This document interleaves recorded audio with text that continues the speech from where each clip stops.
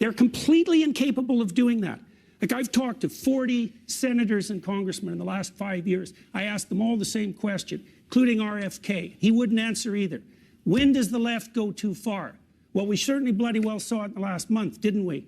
Because they got the oppressive narrative a little mucked up, we might say. Bill Maher absolutely gets destroyed by Jordan Peterson on his own show, and Jordan Peterson not only humiliates Bill Maher himself, but his entire woke panel. And let me tell you, there's many things I disagree on when it comes to different opinions with Jordan Peterson or even his daughter. If you follow me on X, you'll know what I'm talking about. Anyways, today we are focusing in on how the left goes too far and it's never enough, which I'm sure you guys know exactly what I'm talking about. So without further ado, let's get straight into the video. What happens is that they are then saying that being oppressed is being good. I don't know if the Holocaust. Yeah, well, this is the main issue. I mean, part of the reason that you see all this foolishness on university campuses too is because people have bought this idiot meta-Marxism, which is that the way to look at every social relationship that people ever have is through the lens of power.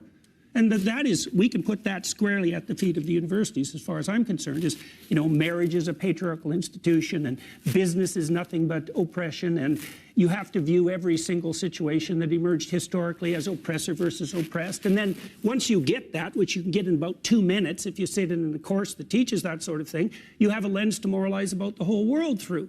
And then you see the situation is that the leftists have already decided the Palestinians are the victims. And as you pointed out, if you're a victim, then you're morally righteous. And even more conveniently, if you stand for the victim, then you're morally righteous, regardless of what you do with your own life. And that's pretty much what university students are taught from the time they enter the university classroom. And that's how they, orient themselves morally. And that's at the hands of the radical left, too, Bill. And one of the things the Democrats also have to pay the price for, I would say, is their absolute refusal to draw a line between the moderate Democrats and the extremists. I think this is such a valid point from Jordan Peterson. The moderate or the modern day left is very woke left, okay? It's hard to differentiate them, and that's why you even see I'm now doing a podcast with liberal podcaster Luke Beasley. If you haven't seen it, it's called The Grudge. I will make sure to link it down below.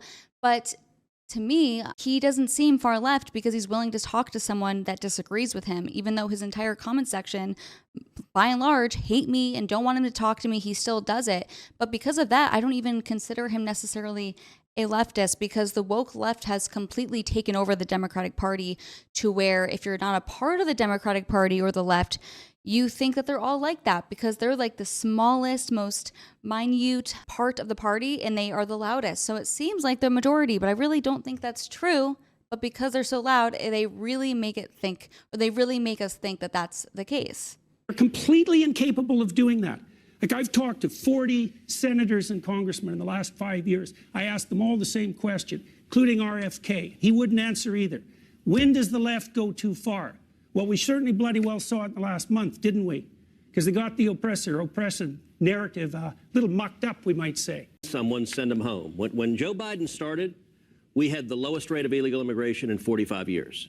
And he came in and he immediately reimposed catch and release, and it produced the worst rate of illegal immigration in our nation's history. I spent a lot of time at the border. I go out on midnight patrol with Border Patrol agents. Really? Many times. You should come. I'll actually bring you if you're interested in. If you want to see. I will tell you this, actually, Bill. If you saw what was happening, you would be horrified, because the people being abused by the traffickers, you don't understand it till you see it firsthand, and it is immoral what's happening at our southern border. I take your word.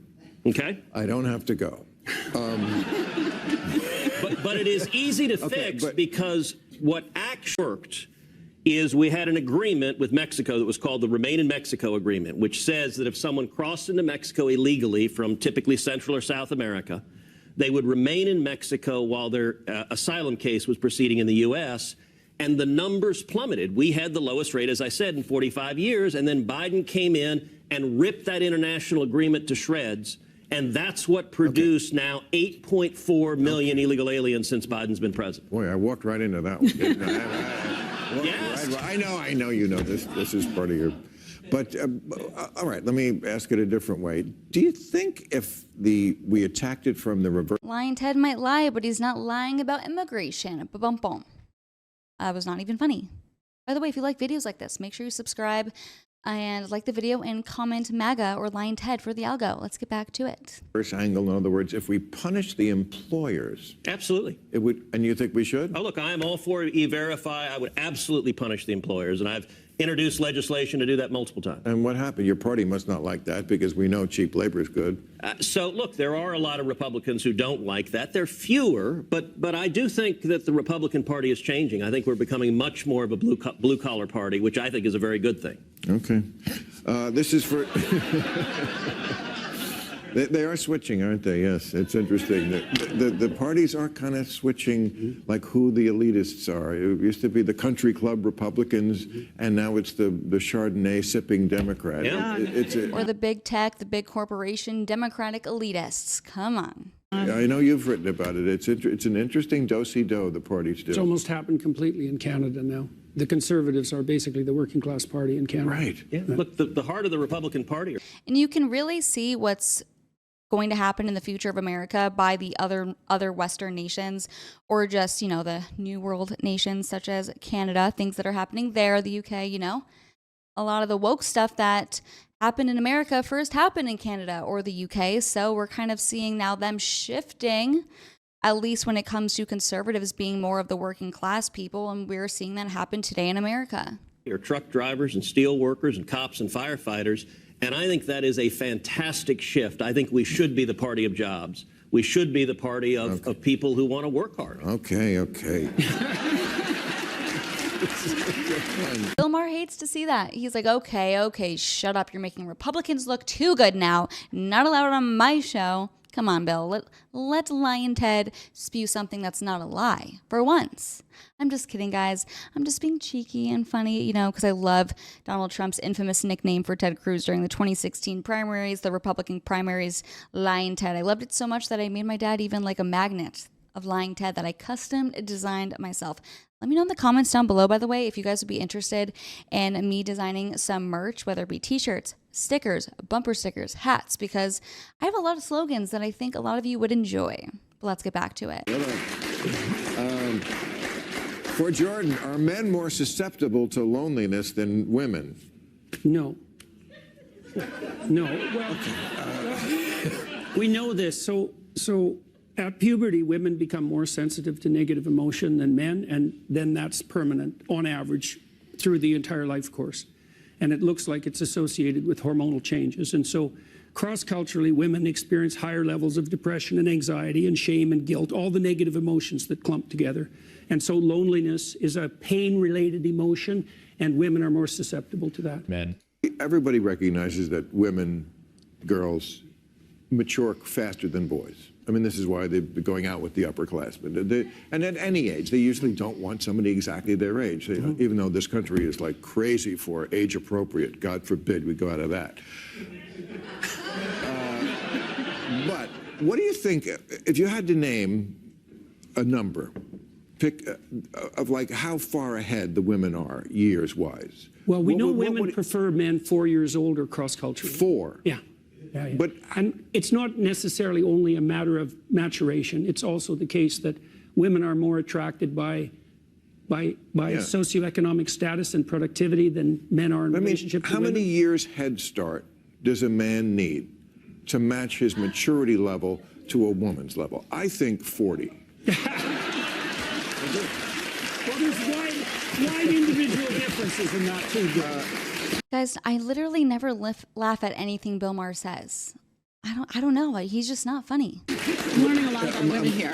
Am I wrong about that? If you laugh at Bill Maher, you might need to unsubscribe from this channel because we are not the same type of people. Unsubscribe now before it's too late. But if you are someone that never laughs at Bill Maher, subscribe, like, comment, and do it all. Well, I'm Okay. yeah. I would say I have a different view of women from Jordan. What do you mean? Typical woman thing to say.